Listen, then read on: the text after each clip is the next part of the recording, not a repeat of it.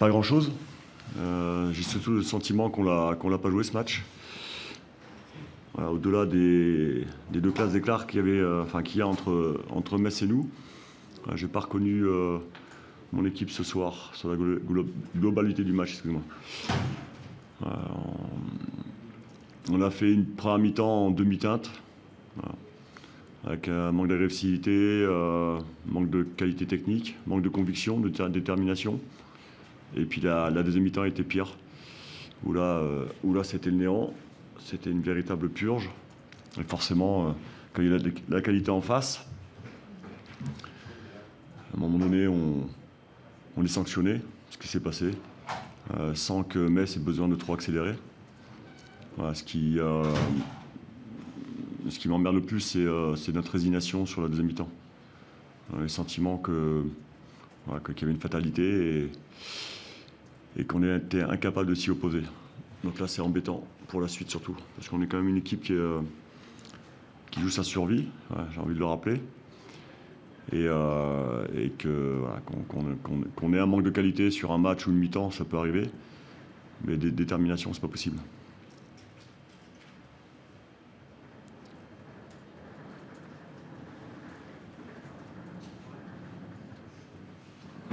C'est une surprise ou c'est dans la continuité de choses que tu avais pu entrevoir?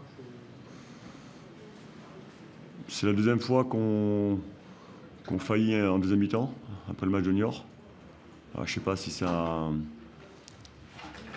lien, mais c'est la première fois que je sens qu'à domicile, pas une forme d'impuissance, mais qu'on ne joue pas tout simplement.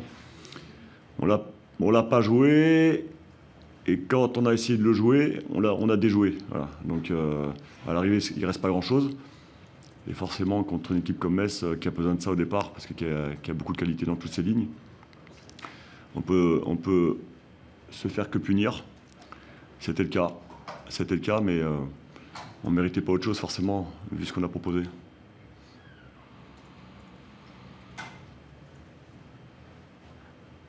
Alors justement, comment tu vois le rebond après ce match-là? Tu avais déjà des idées? Oui, déjà, il faut que je digère celui-là. Forcément, il y a un match qui arrive assez rapidement au Havre, avec des joueurs qui seront suspendus, d'autres blessés.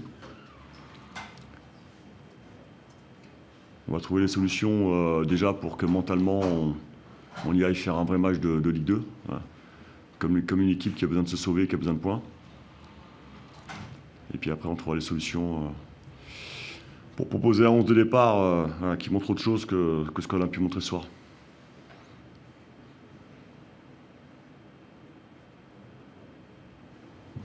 Merci.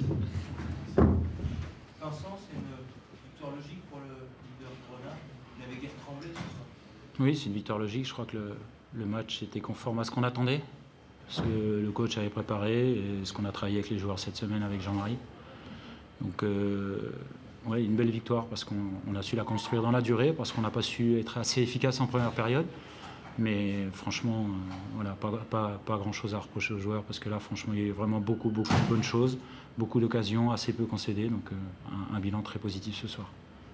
Le niveau comptable aussi par rapport au troisième, oui. 9 points, c'est confortable. C'était un des objectifs, on en avait parlé avec le coach. Passer la barre des 40 points, c'était un des objectifs avant la trêve. Voilà. Malheureusement, on ne peut pas enchaîner sur le match de Nancy, mais la barre des 40 points est déjà passée, donc c'est un objectif atteint avant la trêve. Donc c'est une bonne chose et, voilà. Et on peut partir un petit peu de temps en vacances, très courte, l'esprit tranquille pour ça. Le fait que ce soit deux hommes forts finalement de cette première partie de saison, Diallo et Farid Boulaya qui marquent les deux buts messins ce soir, c'est un bon symbole, non?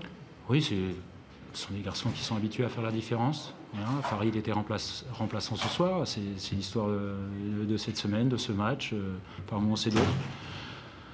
Ce sont des garçons qui font des différences, qui marquent des buts. Ils sont là pour ça et pour leur qualité. On connaît la qualité des joueurs offensifs qu'on a, qui peuvent marquer, pas Engel qui provoque un penalty. Voilà. Je ne peux pas parler spécialement des joueurs parce que ce soir, j'ai vraiment vu un groupe qui a envie de faire un résultat, notamment pour son entraîneur.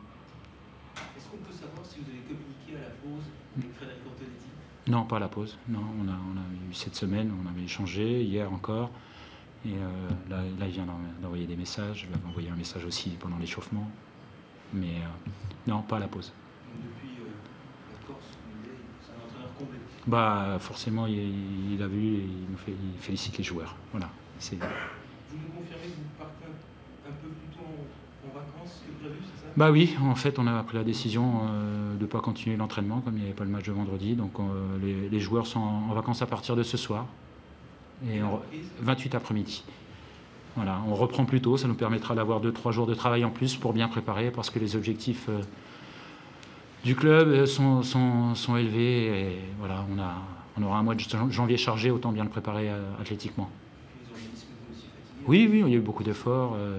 Ça fatigue aussi de faire la course en tête. Et voilà, ça sera des vacances qui ont été méritées pour les joueurs. Un petit mot plus personnel, comment vous avez vécu cette soirée? Bah, voilà, on est heureux. Non, je ne suis pas numéro 1. Il y a Jean-Marie et moi, on est pareil. C'est moi qui représente ici, mais c'est la même chose. On était là pour assurer la suite de Fred sur cette semaine parce qu'il ne pouvait pas être là. Donc il n'y a pas de numéro 1. Mais voilà, forcément, plus tendu, puisque la première mi-temps, j'avais l'habitude de la passer en tribune. Voilà, on vit beaucoup plus le match, forcément, sur le banc. Mais voilà, c'était agréable parce que les réponses étaient là.